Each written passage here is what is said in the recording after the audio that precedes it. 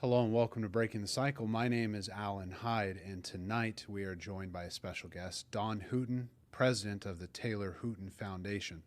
Tonight's topic should be very informative and fun. It strikes a personal chord in my life, having played baseball for 19 years, and we were just chatting all about it, but we're going to hear again. What is the Taylor Hooton Foundation?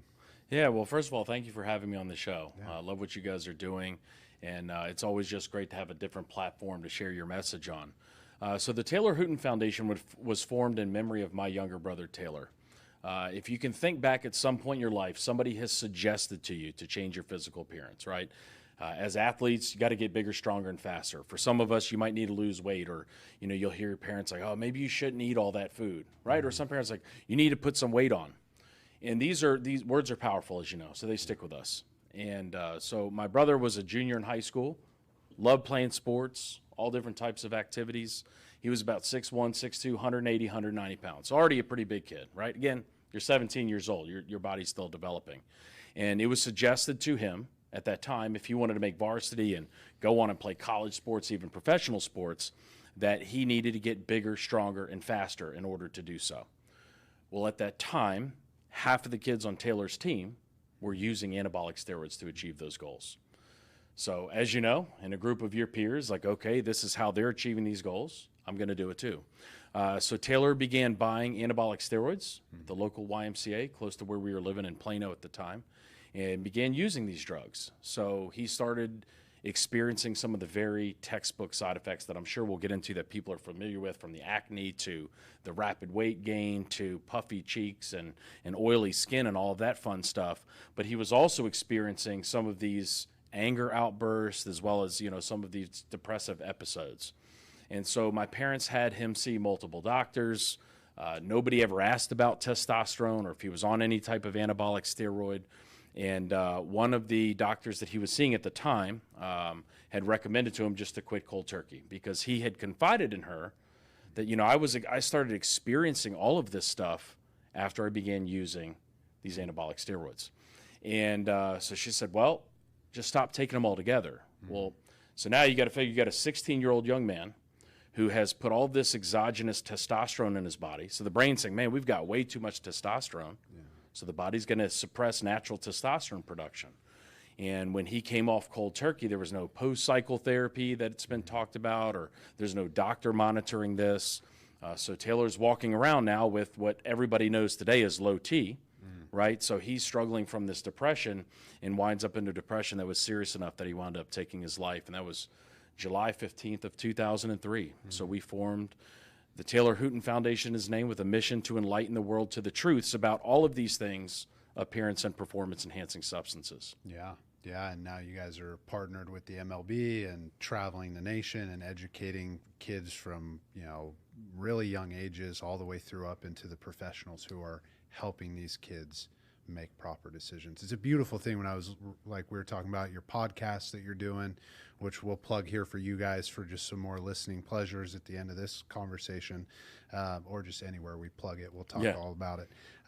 And you're getting ready to hop on a plane and go talk to an association about this tomorrow. Yeah. So we're lucky to have you here tonight, Don, and to give just, I think, this piece of information, because oftentimes we talk about other substances, addictions, mental health, but very rarely do we have a chance to sit down with someone who understands the body image aspects and why people would be seeking performance enhancing or just body altering substances that could affect their life for good or for finality.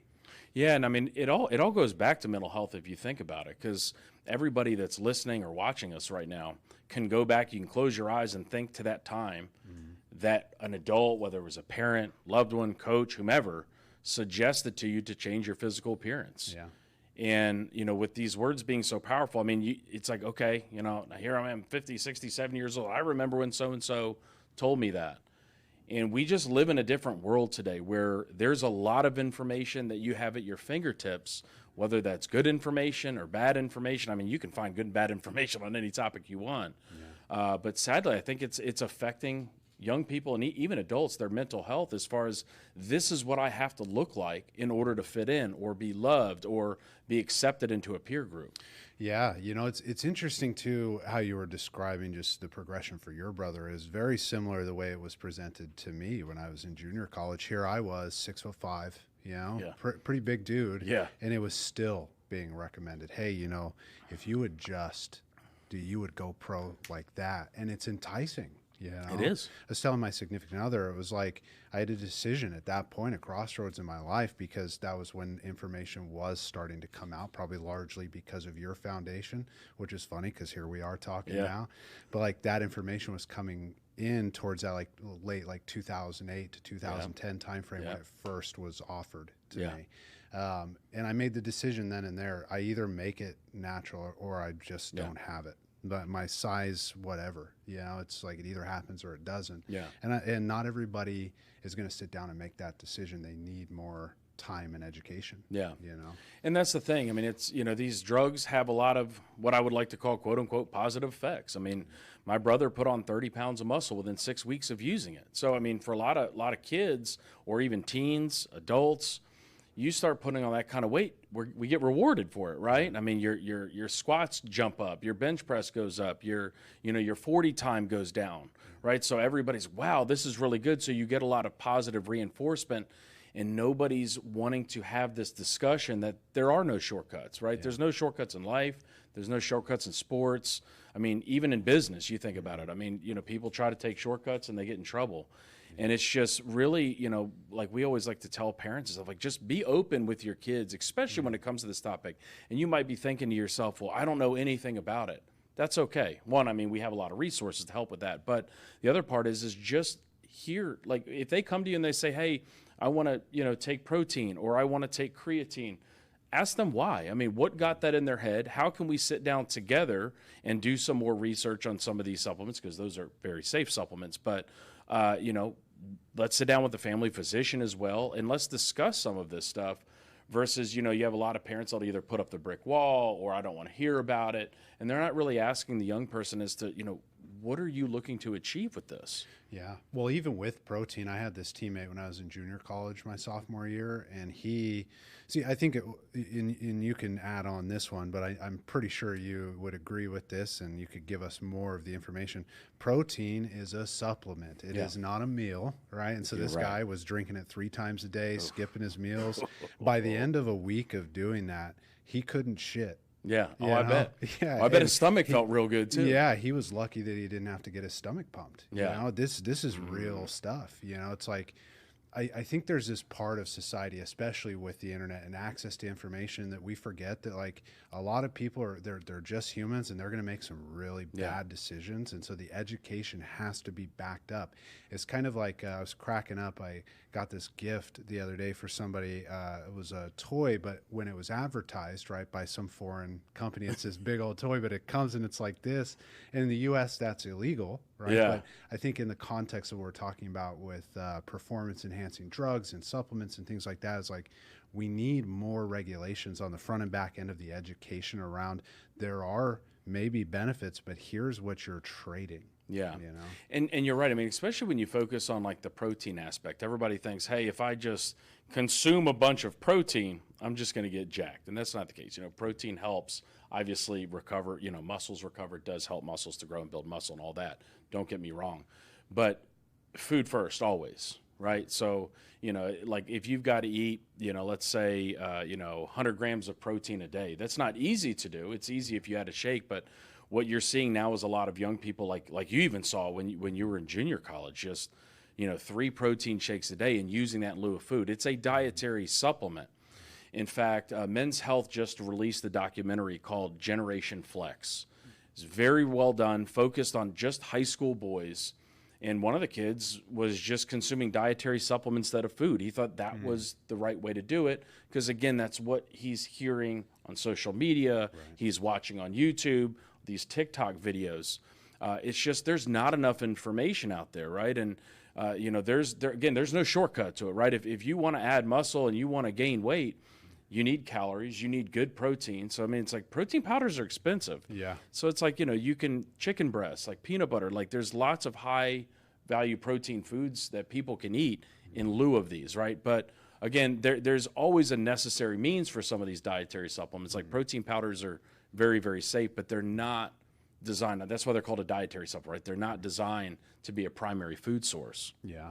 Yeah. I mean, as an athlete yourself, I mean, how many times is the side effect, the bloating anyway? So it's like, right? It's like if you're not even doing it at the right times as well, there's just so much. And, I didn't know any of that either. It's like, when do you take the dietary supplement? You kind of have the pop culture kind of ways that people talk about it, but then when you sit down with people who actually know, you find out that you're in a real gray area with even the safe ones.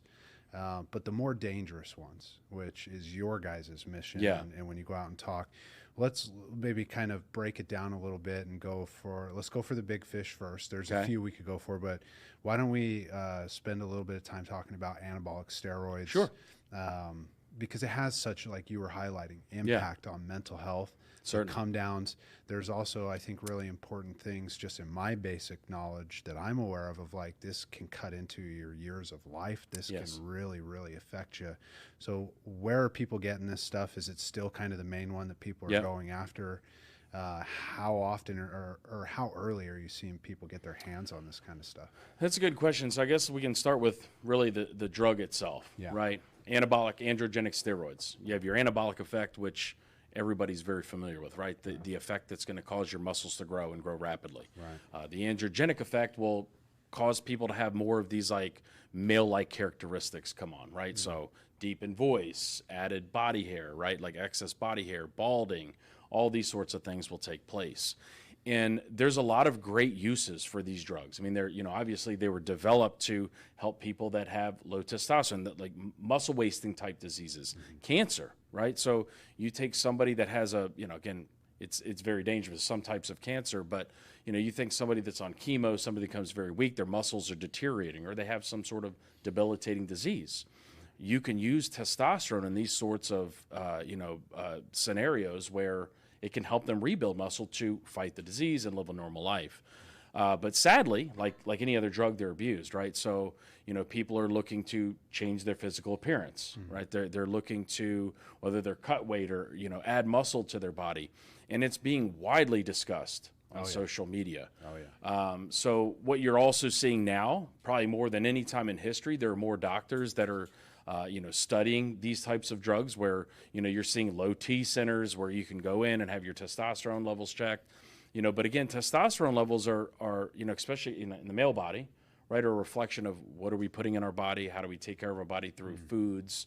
But as we get older, naturally our testosterone levels begin to decline. So there are some people that medically need these types of drugs. But sadly, again, not sadly, the drugs work, but sadly you have a lot of young people now. I mean, I had a question from an 8th grader. At what age did he think was appropriate for him to get on TRT?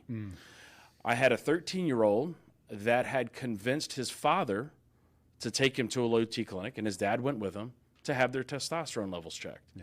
And at no point, I mean, again, lack of education, did the father ever say, why are we going to have our testosterone levels checked? 13. Me, I understand, right? But 13, I mean, your body's raging with testosterone, but it's what they're hearing online. So, most of the drugs are being obtained illegally. Sure. There's a lot of really good research out on there. In fact, we partnered with the Digital Citizens Alliance, who is a group out of Washington, D.C. They're like an internet watchdog type. But you can order this stuff on any major social media platform, TikTok, Instagram, you name it. You can pay for this stuff over WhatsApp or some of these different cash apps that they have out available today. They'll ship it discreetly to your house. So it's not really so much, and there's crooked doctors out there that are getting it for people, but, we know a lot of the raw materials are coming in from China. They're being mixed with all sorts of various household oils, which can be very dangerous. I was going to say, there's been a real kind of push in the last, 5, 6, maybe 7 years where they're using like household cleaners and things like this, and people are dying from this stuff. Yes. Because you have no idea what it is you're taking. In fact, I always like to share this story, but it was pre-pandemic, and I remember there was a DEA agent out of Oklahoma that had called, and they had raided this lab, right, somebody's house, like quote unquote lab, right, and they were selling these drugs on over 500 different websites, but man, he's like, dude, rather than taking a household oil, or even better yet, a pharmaceutical grade oil to cut these powders that they were getting from China, they were actually going out to some of their horses, having the horses urinate in a jar, because horse urine's much thicker than human urine. And you literally had human beings injecting themselves with testosterone that was cut with horse urine. Yeah. Right. So again, when you're buying something on the black market, I mean, you go read about these things. I mean, you have no idea what it is you're getting, which is extremely dangerous. But there's some people that are willing to take that risk, sadly, but we need to educate them on it. Yeah. Well, I'm glad that you mentioned it, because I was sitting here, I was going to ask you, like, what are some of the compounds and the ways that people are cutting these things illegally, because people respond really well to that kind of information. It's like, think about like, when people talk about the Red Bull energy drinks and, the bull balls and stuff like that. And like, just like random crap that people come up with in their heads, but then they'll never drink it again. Yeah. So there are people out there who would hear this and say, oh, horse urine, I'm never using this again. And that's important, whether that's every single one of them or not. It's like, look, drugs are bad, kids. Yeah. Like that's the mission is however we got to drive it across, but that is real and that is happening. I was hearing about the horse urine one too. I think the one that scares me is when they're taking the household cleaners. Yes. It's like, that's some dangerous, real dangerous stuff.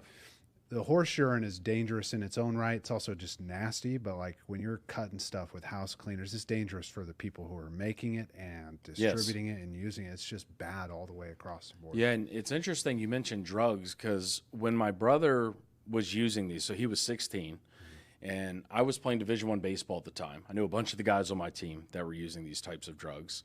And so I had told my parents that my brother was using this. They took him to multiple doctors. In fact, the primary care physician gave him a standard drug test, right? Your $10 drug test, which doesn't detect anabolic steroids, right? And so he takes this test and comes back, and of course it's negative. So he tells my parents, I told you I wasn't using drugs. He never saw the steroids that he was using as drugs. Because again, there's a lot of positives to it, right? I mean, nobody's talking about them as actual drugs, but that's just, again, just having these open types of discussions. They're alive and well, and young people are getting their hands on them. So it's like, you just really need to understand what you're playing with, because you think the short term, right? Go back to when you're 15, 16, and you conquer the whole world, right? That's just that testosterone running through your body. You don't think about, well, maybe one day I'd like to have a family. We talk about some of the real serious side effects. It's a muscle growing drug. It works, right? Like I said, my brother put on 30 pounds of muscle in 6 weeks of using these drugs. But a lot of people aren't thinking about the cardiovascular system, some of the damage that it can do to the heart. Your heart is a muscle. So one of the things that they're looking at, and anybody that's following this stuff on social media, you look at how many social media influencers, bodybuilders have died of heart attacks. And what the term is that you can look up, and there's some really interesting pictures on this, is what's called left ventricular hypertrophy, right? So where your left ventricle becomes weak, but it's also clogging up, right? So it's causing the heart to work harder. And this is what's leading to heart attack and stroke. Nobody's talking about it. They just disappear. The newest guy, gal comes in line. All right, bada bing, bada boom. Nobody's thinking about you anymore. And it's always interesting the way the internet operates. It's like people are more and more aware now, but it's like, oh yeah, this person who's super fit, super jacked just drops dead. Like you were saying earlier, there are no shortcuts. There are consequences. We talk a lot here of like, you may engage in something, but your actions have consequences. Give it 5 minutes, give it 5 years. The consequence is coming, and it's our ability as human beings to look at ourselves, be honest about our behaviors, that are going to save us from those consequences. So it's like, hey, maybe people are out there using it, and they're making some bad decisions, but they're going down the rabbit hole listening to information like this. They see our discussion. What would you want them to hear that would start to kind of guide them? Like, how does your foundation kind of educate, like, if you are making these bad decisions, what do you need to do? Where do you need to go? How do you need to get better? So the other thing is, we've heard for years that the don't do drugs story, it just doesn't work. And like every other drug on the planet, young people, whether it's middle school, high school, I mean, you're learning about some of these recreational drugs in health class, fentanyl, cocaine, marijuana. We're talking about these actively. There's all sorts of things. Nobody's talking about the performance enhancing drugs. right? So, but it's just having, educate yourself, know what these drugs are, where are they actually coming from, how do they actually work in the body, because there are medical needs that people actually need these types of drugs. And what a lot of people don't think, especially young boys that are like, I mean, when you have high school kids asking you, like, at what age is good to get on TRT? Are you sick? I mean, is there like, do you have super low testosterone? There's something happening in your life, but what they're seeing, like we were talking about on the social media, they're seeing these almost like God and goddess like bodies. They're seeing, these guys and gals working hard in the gym. They're seeing the muscle development, how jacked these folks are getting, but nobody's talking about the perils, right? We've got to make uneducated decisions, right? So before you think about any of this type of stuff, know what the drugs are, know where they're coming from, know what some of the side effects are, and just understand at this time, I mean, people don't know what the long-term side effects are of high doses of anabolic androgenic steroids. The reason is because to go and test people at that level, like they do with some other drugs, right? It's against the law. So a doctor can't actually do it. So a lot of it's being done through really good doctors, internal medicine doctors, endocrinologists, talking with guys and gals that are actually using these drugs and seeing what it's doing to their bodies. Yeah.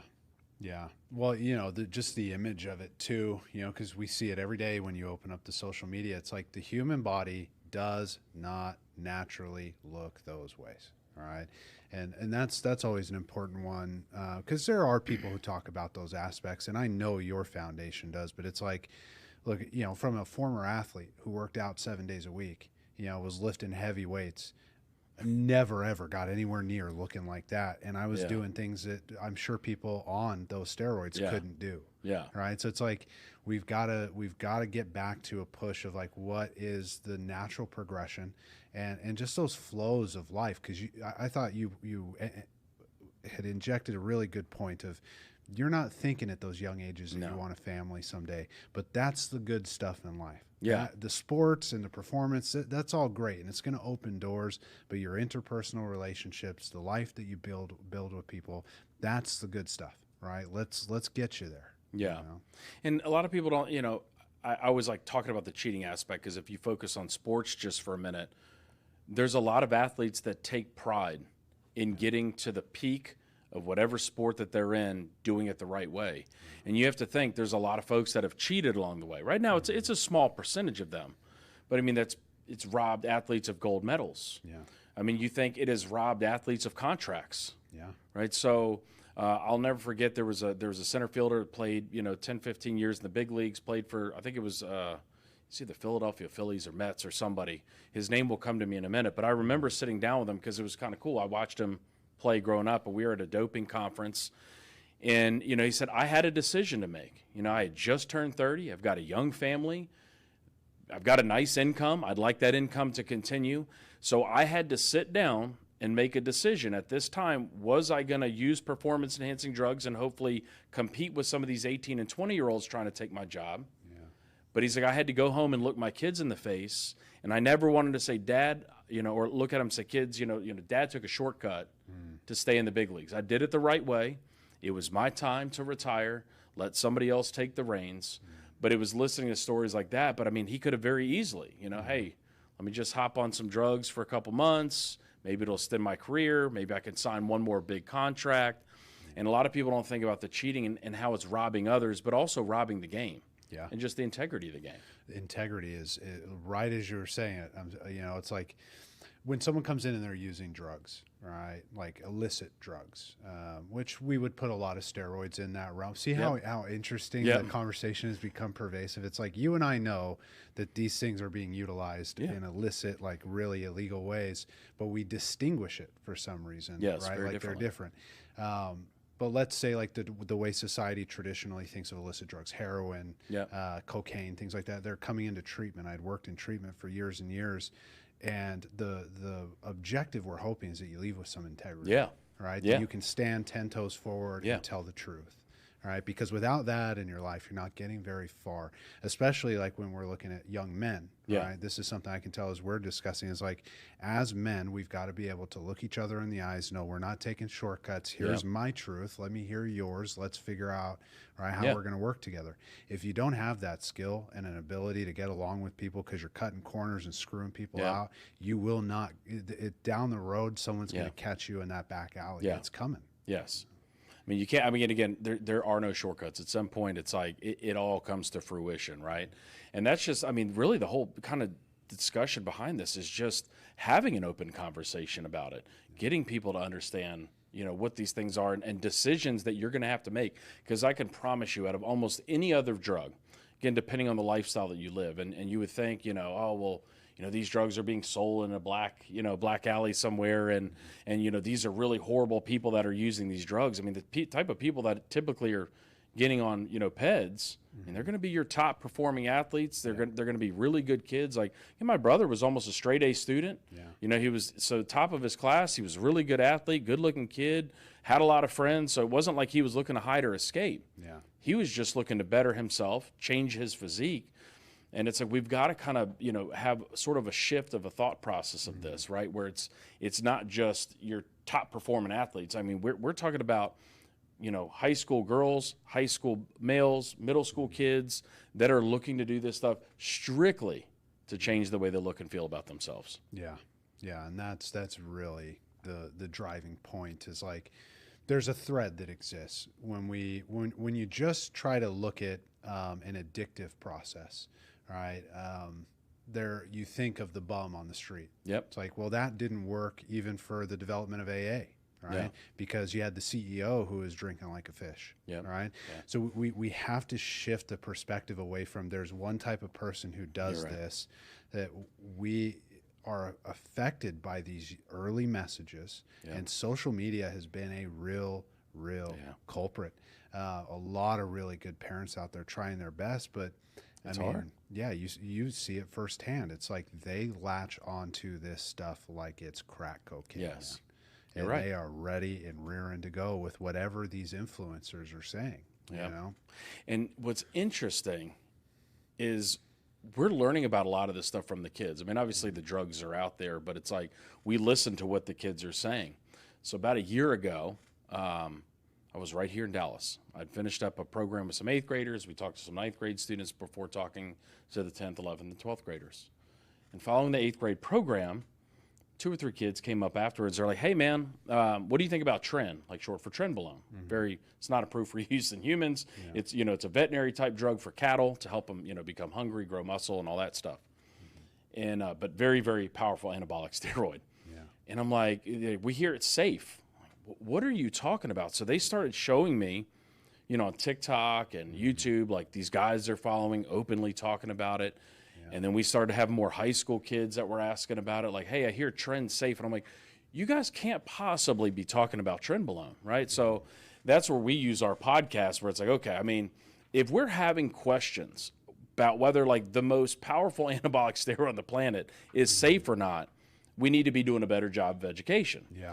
But the problem is, you know, we're a very small organization with a little voice, you know, just a little squeaky wheel, you know, trying to get this message out, where you have, you know, some of these guys and gals that are on social media will put out a message. They could put it out right now as we're sitting here. By the time we wrap up and get to our cars, we've got 300,000 or 400,000 views.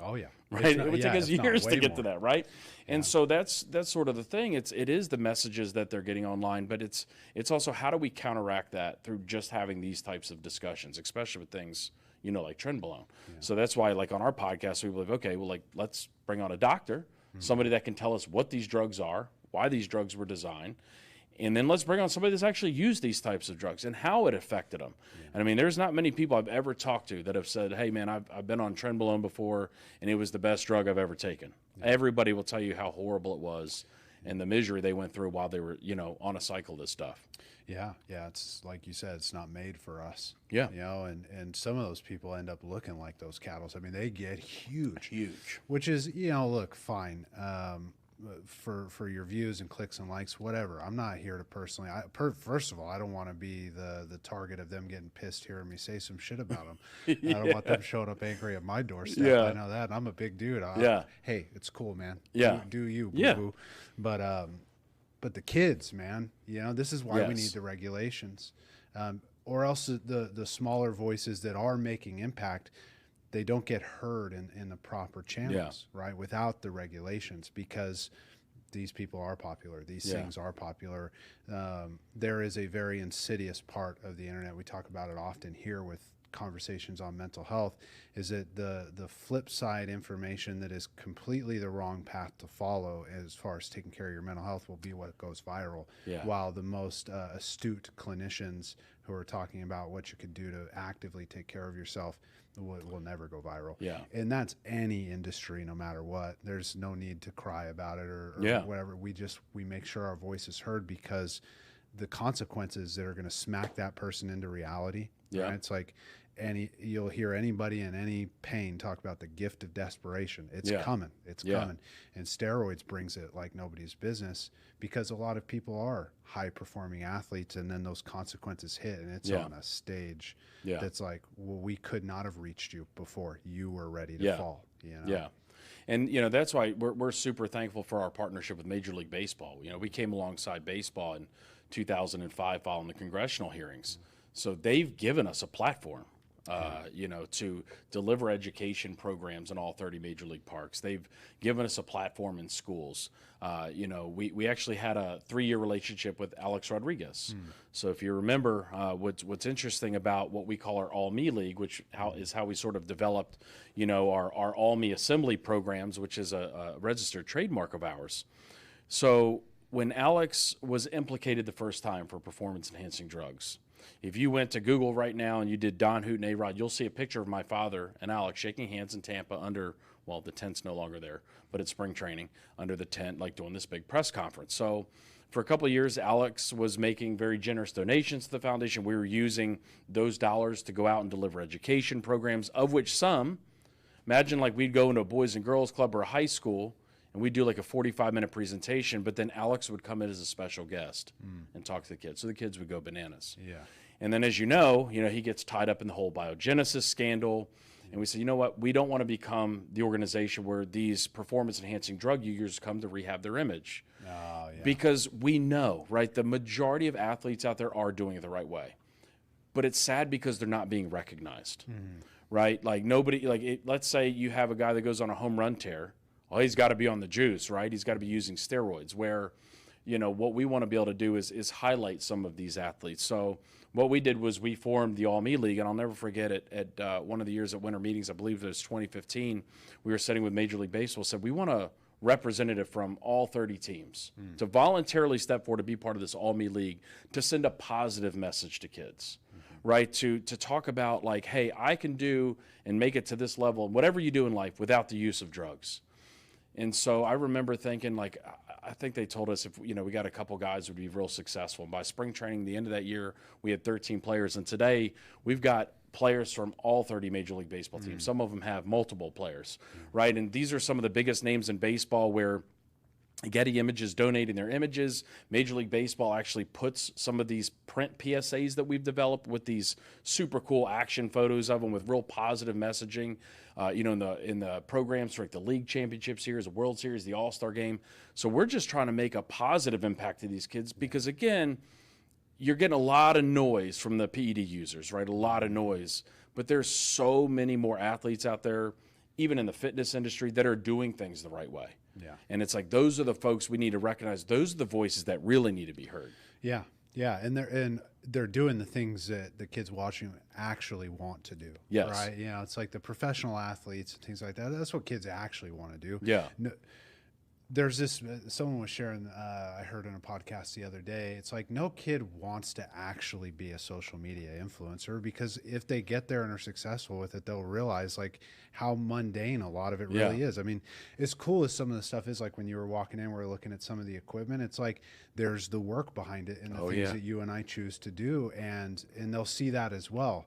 where it's like, when we highlight somebody doing it the right way in pro sports, it's like, yeah, that's what we all dreamed of, and that still is real. Yeah. And it's hard work. I mean, it's, I've never met a professional, especially one that's been, whether it's the NFL, Major League Baseball, the NBA, that has been there for a long period of time, that doesn't watch everything they put in their body. Oh, yeah. The majority of them don't drink alcohol. They don't put sodas in their body, right? They're eating good foods. And, especially if you think baseball, right? If you've got a 7 o'clock game, guys are getting to the ball field 1, 2, 3 o'clock. They're getting in a workout, right? They're eating. Some of them taking a nap, getting in there stretching just to prepare for that game. And then some of them, even have, post-game care. So it's a long day. But it's also like social media, like you said. I mean, you're seeing the final product, right? Like if you go sit and watch a Rangers game, you're seeing the final product. You're not seeing the hours of blood, sweat, and tears that have been put in that, like on social media. I mean, they've got hours and hours and hours of video that has to go through to make them look the way they do at the end, and make it where you want to click and spend 10 or 15 minutes watching it. Right. So it's like, sure, there's a lot of ways to generate income on that, but it's not like they're just filming content and putting it out there. I mean, there's work that goes into it. Yeah. I think we would probably agree. Maybe there'd be better use for their time as those types of creators, but they're going to do it. And so we have the conversations here because for all intents and purposes, we love everybody on this show as a human being. And the reality is, of those influencers that are using harmful substances, we love you too. And we would hope you hear this information that the Taylor Hooton Foundation is sharing, because there's just, I think, a better way to live, a more peaceful way to live. And that doesn't have anything to do with the fact that maybe we've made some mistakes. There's a path forward, even if the world is your oyster. The interesting lesson that has been slapped in my face in life, and I watch slap the faces of my clients, is that even if you think the world is your oyster, if you're making terrible decisions, you have to lay your head on the pillow at the end of the night. Be real honest with yourself, because there's always consequences that come with, you get to travel around the world and make all that money, but nobody wants to spend any time around you because you're roid raging. Right. But see, the people watching that don't see that part. You don't see. It's like social media, right? You never see if a family's struggling or somebody's struggling, because they're only posting the happy times, right? You're only seeing essentially the highlight reel. Where somebody might be struggling with depression or struggling with addiction or some of these different types of drug use. You're just seeing the positive aspects. Oh, so life must be great. But if you know them on a personal level and you get to meet these people, like, hey, they struggle just like you and I. They put their pants on the same way. Now their checking account might look a little bit different, right? But we're all God's people, right? So we're all built differently, like, which makes the world interesting, right? But Yeah, which I think is another solid point on why there's no need for performance-enhancing drugs for anything outside of. It's like the conversation with marijuana. Sure, if there's a medical necessity for it, right? No one's going to come and kick down your door. Fine, right? If there's a medical necessity for some type of anabolic steroid, fine, right? We all heard Don share the scenarios, right? So it's like, when it starts to be abused and misused and uneducated, like the doctor who just didn't have the information and gave your brother the wrong information. It's like, these are the things we want to tweak. We're not trying to come into anybody's personal life and tell you what to do with your life. That's on you. Nobody's judging you. Right. There's just nothing but open arms over here. And I think people see that. There's a push now more on social media where I think people are seeing the emptiness, the vapid void on that side. I just hope to see, as that pendulum swings back, that it then doesn't just go in this, like you were saying. I thought it was really good to put there's no judgment, right? Because the pendulum could swing to that side where now we're condemning people. And there's this middle ground where it's like, hey, we all make mistakes. Let's just educate ourselves. It's not our job to condemn anybody, right? I mean, it's our job to help provide information, provide support, right? I mean, no matter what type of drug it is. But it's like, it's just, again, making educated decisions, just having an open discussion. Because, there's a lot of people out there that have tried these drugs, that have used it, that are interested in using this. And again, there's tons of it. There's tons of information out there. But it's like, how do we make sure that if you use any type of drug, or you're deciding that, or it's been a pressure to you, you're making an educated decision. So going in, these are all the things that could potentially happen to me, Yeah. you know, that I might not be thinking about, you know, especially as it relates to these drugs and this not being a topic that's covered in schools. Right. They're just seeing all the positive stuff online, right? So you're seeing all the positive effects of these types of drugs. Nobody's out there saying, hey, you know, went into cardiac arrest, or I had a stroke, or, you know, I battled with some of these other side effects. Yeah. That's not being discussed. Right. And so if you're not talking about in school, I mean, really, we're one of the only private organizations out there focused on educating young people and adult influencers about these types of drugs, so we can go home and have conversations about it. Yeah, I mean, when you think about like what are other major organizations who address substances, the first one comes up from our childhood, which is DARE. Oh yeah, Right, yeah. and they don't address steroids. No. Right, which is it's interesting, right? It's kind of like this, you know, it's, I always like to imagine it's like you got a table full of drugs and it's everywhere, and you're taking some of them and kind of wiping it. It's like, why do we do that? You know, but people do that. And so the clarity is real helpful. You know, I feel like even, you know, someone who works with, I work with 12 steppers and people who are seeking recovery. It's helpful for me because I've sat in treatment centers back when that was where I was working at the time. And I had this guy, he was a third baseman, you know, prospect. I think it was a Padres organization. He had come to us with severe mental health issues, and while he was in the center, he was getting steroids. And I had to sit down and have the conversation with him of like, where are you getting this? And it's not allowed here. Yeah. And then I had to go and convince the owner of that treatment center that, hey, I told him it's not allowed here. Yeah. It's not anywhere in our paperwork, but I need support on this because this isn't good for me, you know? And for some reason, and I think this is kind of turning as, you know, our younger generations come up, but, you know, things like mental health issues have always been taboo, right? Yeah. Performance enhancing drugs have always been taboo. Like I used the example earlier. You know, you have somebody that has a bunch of highlights, right? They do a bunch of great stuff. The first thing people think about, they've got to be using performance enhancing drugs, right? So, but I think some of that stuff is changing where you have a lot of these athletes, they want more testing, right? They want more education. Now at that level, they have a lot of access to medical information where our high school kids don't, right? Yeah. They don't have access to what some of our professional athletes do. So which is why it's great that, again, more people are talking about it. The more we talk about it, the more information flows. Right, so it's just that one kid that might hear that message that was right on the edge of making that decision. Says, you know what? Maybe I'm just going to do this thing the right way. I'm going to, you know, just eat food, you know, eat my stuff. I'm going to work real hard, and whatever comes, you know, comes if it comes of it. Yeah. You know, and looking back, like, hey, I'm glad I never used those types of drugs. Yeah. Yeah, you know, and for someone who played for 19 years, and I'm sure you would second this, you know, if you're young listening to this, sports isn't everything, man. It's a great, great door opener. It's a wonderful experience. It's even more wonderful having done it naturally, you know, but there's so much more to life after those young years playing sports. You know, if you're going to go pro, right, then I'm sure you'll have a blast doing those things. But the vast percentage of people, even if you do it, you're not going pro. Yeah. Right. It's like such a small percentage. Yeah. If we just talk about MLB, it's like what, 750 active players in the MLB at any given time. Think about how many kids play Little League, you know, Select League, all that. I mean, it's millions. Yeah. Yeah.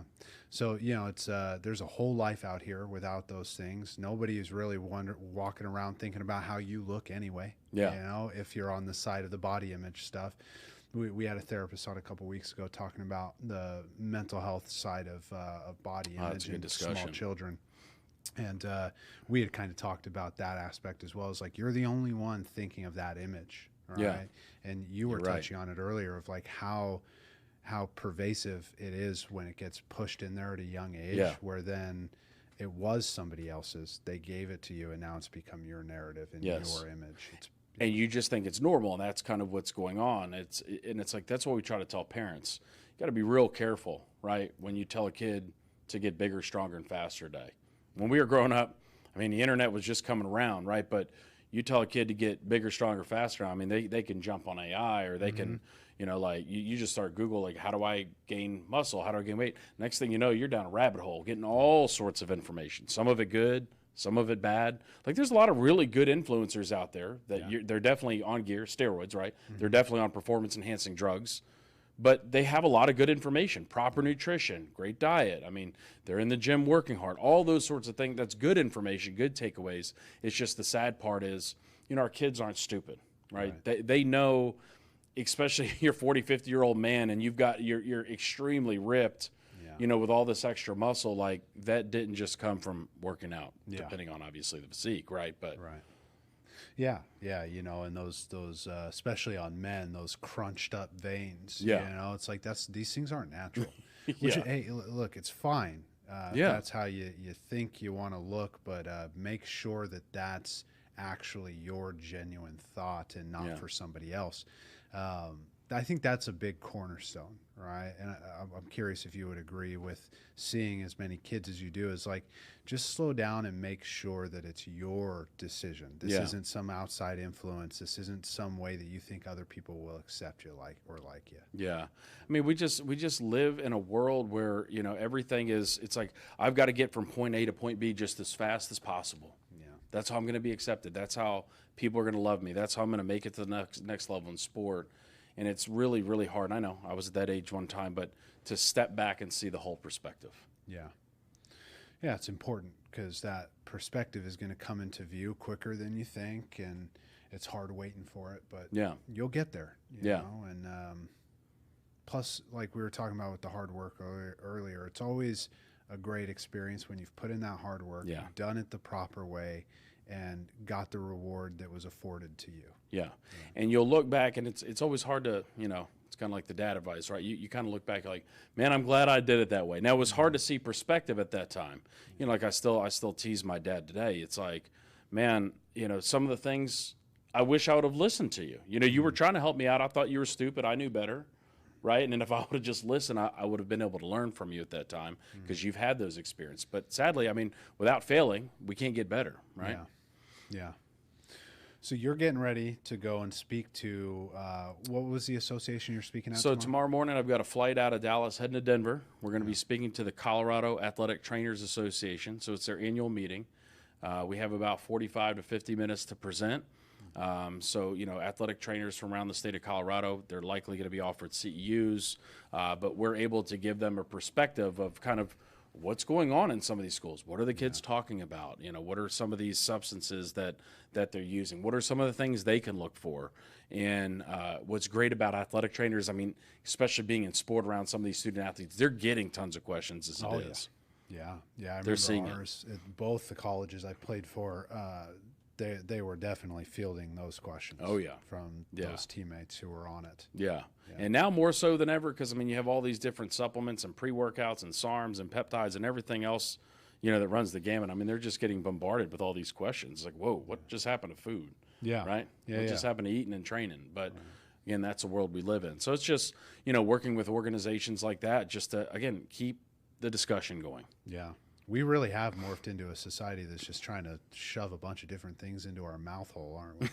And it's like, good and bad, right? So it's like there's no magic pill, right? There's no magic pill out there that's going to make you the next athlete, or that's going to, I mean, if you're taking a pill that's going to add 30 pounds of muscle, there's probably something in it. It's impossible, right, for the human body to put on that type of weight that rapidly. But, there's probably something illicit within that pill or substance. Yeah. It's all kinds of things to look out for. And for the adults listening too, it's like, man, we got to look out for these kids. It is on us. The same way that the generations prior took care of us, we've got to carry that torch. And it's just asking them questions, that, especially on a topic like this, mental health, that sort of thing. I mean, they're really engaged and interested in it. And I can't tell you how many schools we left where, whether it's law enforcement or the, that's present, or because some of these inner city schools you go into, we'll have SROs and all that sort of stuff, or the principals or leaders at the school. Like, how did you keep the kids' attention that long? I said, I'd like to say that we have a great program, which we do, or we have really good speakers, which we do, but at the end of the day, they're talking about this. Nobody else is talking about it with them. It's a super popular topic. I mean, so of course they're going to be engaged. Yeah, it's all over social media. Oh, yeah. Spoken or unspoken, like when we were joking before about the term natty or not. Right. This is all over the apps and everything. I mean, you go into YouTube, there's a lot of influencers that are, they'll go through the gym. Are you natty or not, right? So that's the big discussion. Art, you know, so. Yeah, and you guys are having it, and I caught it earlier when you were talking about the All Me with MLB. Yep. That's what you call your podcast as well, Yep. isn't it? So yeah, so we've essentially used All Me, just being, I am who I am. It's just what God gave me, right? I'm performance enhancing, drug free. I'm drug free. So we have our All Me assembly programs and our All Me podcast, which essentially what we're using our podcast for is a resource, right? A tool. So, for instance, when we talked about Trenbolone, we had all these kids asking about it. It's like, okay, we need to go out and find experts, you know, those that understand the drugs, those that have used the drugs, and let's interview them. So when kids have questions, you only have 45 minutes with them, right? And you got to cover a lot of topics. So it allows parents, kids, those that are seeing the program or that want to learn more to go out to the podcast, and they can dive a little bit deeper into that specific topic. Yeah, and they find that on the website, the main website, Taylor Hooton Foundation. Yeah, so we have taylorhooton.org, our main website, but just like everybody else, you know, we're on Apple, we're on Spotify. You know, we've now started, you know, thanks to AI and some of these really cool softwares that are available today. I mean, we're doing videos like this. This is great because I think more people, you know, as you're working out, you can watch stuff on your phone, right? Yeah. So you can actually see the guests that are talking. Awesome. Perfect. So that's the All Me podcast. You can find it by going to the website at Taylor Hooton Foundation. Is it .com or .org? It'd be taylorhooton.org. Just Google Taylor Hooton. Yeah. Perfect.